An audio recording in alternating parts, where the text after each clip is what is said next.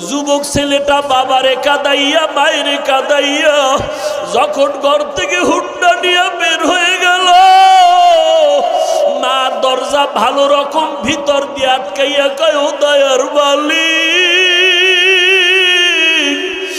এমন সন্তান কেন দিয়েছ? আজকে ওর বাবারে রক্তাক্ত করিয়া ফেলল। এমন সন্তান তুমি আর ঘরে ফিরাইয়া দিও না। আমি মাকে লাথি মারিয়া চলিয়া গেল, আমি মা মরিয়া গেল আর দরজা খুলব না। ও আল্লাহ, আমার এই সন্তান আর লাগবে না। আল্লাহর কুদরত, বাবায় কান্দে, মা কান্না করে। মা আবার ডাক দিয়ে, আল্লাহ ওর কপালে যদি হেদায়েত থাকে দাও, না হয় ধ্বংস করে দাও। ওই ছেলেটা যাইতেছিল কোথায়? বন্ধুদের আড্ডায়। হঠাৎ দেখে রাস্তার পাশে ওয়াজ মাহফিল চলে, একজন আল্লাহর ওলি বয়ান করে। বয়ানে দাঁড়ায় দাঁড়ায় 2 মিনিট শুনলো। শুই না দেখে দিলটার মধ্যে একটু মায়া লাগছে, হুন্ডা তালা দিয়া বয়ানে বসলো পেছনে। আল্লাহর ওলি বয়ান করতে করতে করতে করতে মা বাবার মোহাব্বতের বয়ান যখন শুরু করলো, ওই যুবকের এমন কান্নার আওয়াজ, ময়দানে গড়াগড়ি খায় আর আল্লাহ আমার মাফ করিয়া দাও, আমি জাহান্নামে যাইতে পারবো না, আমি মা বাবার অভিশাপ নিয়ে কবরে যাইতে চাই না, আল্লাহ মাফ করে দাও, মাফ করিয়া দাও। এই ছেলেটা এত কান্না শুরু করলো, ময়দানে সবার নজর ভরিয়া গেল। মোনাজাতের পরে ওই ছেলেটারে সবাই ধরিয়া হুজুরের কাছে নিয়ে আসলো। আল্লাহর ওলি কয়, বাবা তুই এত কাঁদো কেন? কয়, হুজুর একটু দোয়া করেন, আমি হতভাগা, আমি আমার মা বাবারে কাঁদাইছি, আমারে আল্লাহ মাফ করবে নি, হুজুর একটু দোয়া করেন। হুজুরে মাথায় হাত দিয়া বলে, বাবা যা, তোর মা বাবার কাছে পায়ে ধইরা তাড়াতাড়ি মাপ চা। ছেলেটা হুন্ডা নিয়ে কান্না করিয়া রাতের গভীরে দরজায় গিয়া দাঁড়াইয়া এইবার দরজা দিয়ে ডাকে আর কয়, মা দরজা খুলো, আমি তোমার সন্তান আসছি। মা আওয়াজ দেয় না, বাবাও নাই। এইবার সন্তান এমন পরিমাণ কান্না শুরু করলো,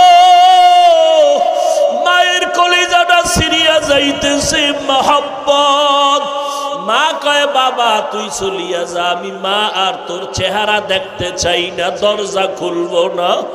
এইবার সন্তান কাঁদে আর বলে, মা আমি আর বেয়াদবি করবো না, আমি মাপ চাইতে আসছি, আমি মাপ চাওয়ার জন্য আসছি রে মা, একটু দরজা খুলিয়া দাও, আমি জনমের বেয়াদবি করেছি,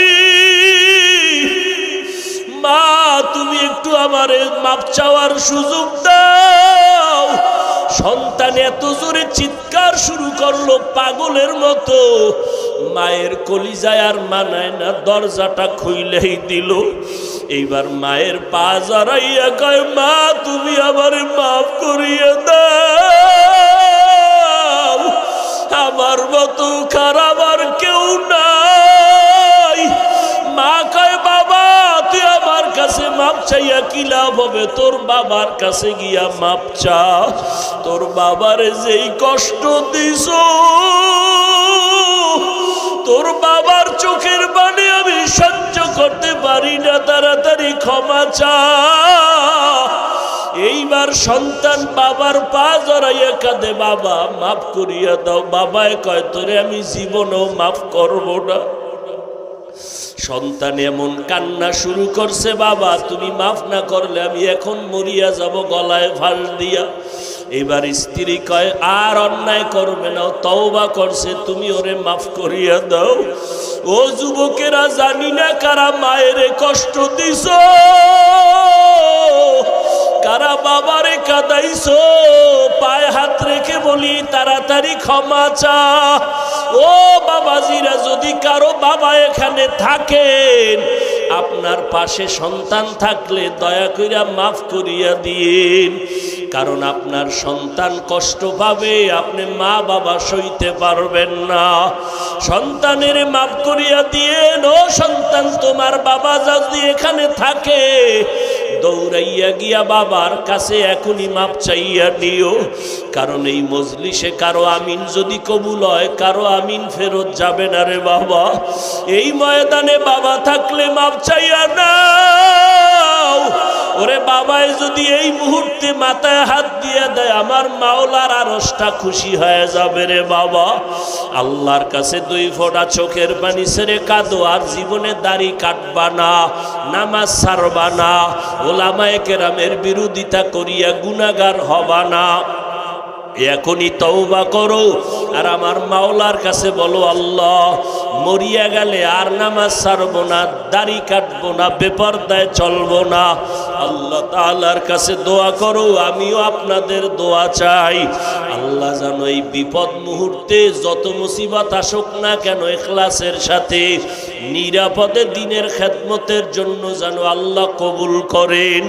আল্লাহ পাক যেন গুনার কারণে আমাকে ফালাইয়া না দেন। আল্লাহ পাক যেন ইখলাসের সাথে নিরাপদে ইজ্জতের সাথে খেদমতের জন্য কবুল করেন। আল্লাহ আমাদের সবাইকে দিনের খাদেম বানায় দেন।